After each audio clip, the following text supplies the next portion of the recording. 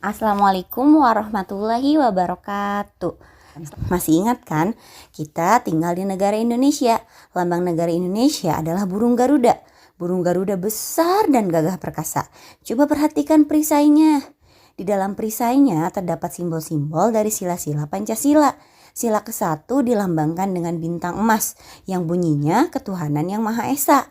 Contoh pengamalan sila ke-1 adalah rajin beribadah, toleransi beragama, berteman dengan siapapun tanpa membedakan agama. Sila kedua dilambangkan dengan rantai. Bunyi sila kedua adalah kemanusiaan yang adil dan beradab. Saling menolong, saling menghargai, saling menyayangi, menjenguk teman yang sakit, itu merupakan contoh pengamalan sila kedua. Pohon beringin adalah lambang sila ketiga yang bunyinya Persatuan Indonesia. Contohnya hidup rukun, cinta tanah air, gotong royong yang dapat menciptakan persatuan dan membuat pekerjaan menjadi cepat selesai. Sila keempat dilambangkan dengan banteng dan yang bunyinya kerakyatan yang dipimpin oleh hikmat kebijaksanaan dalam permusyawaratan perwakilan. Contohnya adalah kegiatan musyawarah untuk mencapai mufakat. Musyawarah paling sederhana itu yaitu pemilihan ketua kelas. Nah, yang terakhir sila kelima dilambangkan dengan padi dan kapas. Bunyi sila kelima adalah keadilan bagi seluruh rakyat Indonesia. Bersikap adil adalah contoh pengamalan sila kelima Pancasila. Barusan kalian sudah menyimak tentang contoh-contoh pengamalan sila-sila Pancasila. Selanjutnya kalian buka LKS-nya halaman 13, dibaca sampai halaman 14.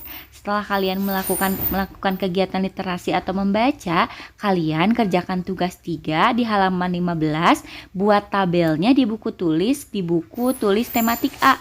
Kalian buat tabel seperti yang ada pada halaman 15, lalu tuliskan perilaku sehari-hari yang melambangkan dari setiap sila-sila Pancasilanya. Misalnya bintang itu adalah lambang sila ke-1.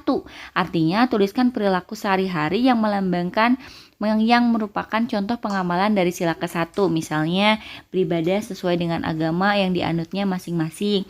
Kalian tulis. Sebenarnya jawabannya semua sudah ada di halaman 13 dan halaman 14. Tinggal kalian salin dengan tulisan yang rapih ya. Nah, selanjutnya, apakah kalian pernah melihat gambar seperti ini? Ya, ini adalah gambar peta. Apa yang dimaksud dengan peta? Peta merupakan gambaran atau lukisan yang menunjukkan letak tanah, laut, sungai, gunung, dan sebagainya. Di dalam peta juga terdapat simbol-simbol yang menerangkan tentang batasan daerah, sifat permukaan, dan denah. Ini adalah peta. Berikutnya materi terakhir di pembelajaran kita kali ini, yaitu tentang mengembangkan cerita. Jika kita lihat ada beberapa paragraf yang terdapat pada teks tersebut. Ya, jawabannya ada 1 paragraf. Nah, sekarang kita tentukan ide pokok atau kalimat utamanya. Sebelumnya, apa sih yang dimaksud dengan ide pokok atau kalimat utama? Ide pokok atau kalimat utama merupakan gagasan yang menjadi dasar suatu paragraf.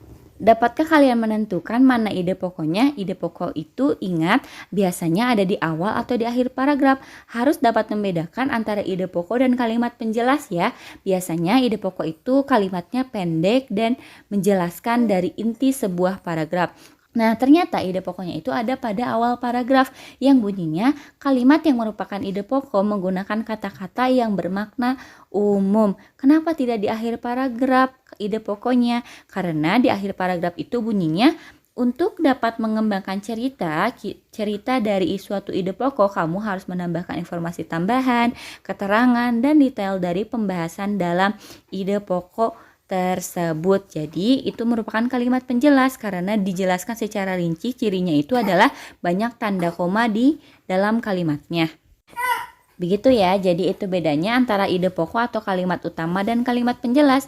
Ide pokok atau kalimat utama adalah gagasan yang menjadi dasar suatu paragraf, sedangkan kalimat penjelas adalah pengembangan ide pokok dalam suatu bacaan. Nah, berikutnya ada tugas 4 yang harus kalian kerjakan. Kerjakan uji pembelajaran 3 yang ada di halaman 16, pilihan gandanya saja. Yang punya LKS kalian tulis jawabannya saja, yang tidak punya LKS kalian tulis dengan soalnya. Selamat mengerjakan tugasnya. Dikerjakan di buku tematik A. Jangan lupa pakai judulnya. Wassalamualaikum warahmatullahi wabarakatuh.